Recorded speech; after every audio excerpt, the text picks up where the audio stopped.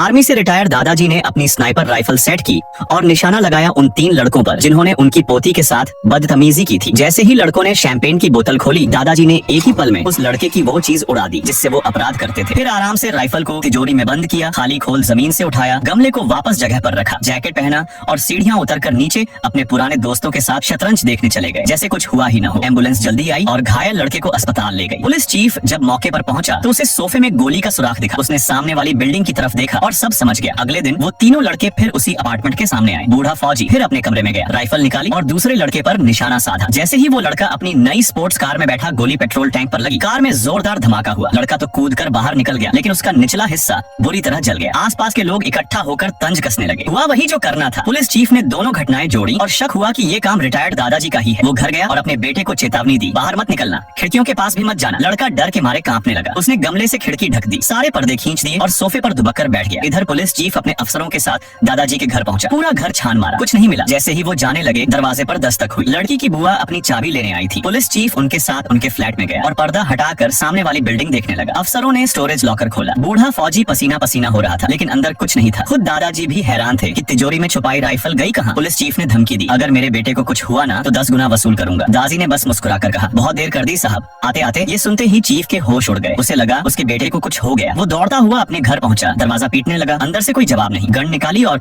जबरदस्ती अंदर घुसने की तैयारी करने लगा। तभी अंदर से गोली चली। पुलिस चीफ का पेट में छेद। दरअसल उसका बेटा डर के मारे पागल हो चुका था और उसने अपने ही बाप पर गोली चला दी। तीनों लड़कों को सजा मिल गई। पोती के चेहरे पर फिर से मुस्कान लौट आई, लेकिन रिटायर्ड दादाजी अभी भी अनजान है कि उनकी राइफल गई तो गई कहाँ। क्या आपने भी कभी ऐसे डेयरिंग दादाजी देखे हैं?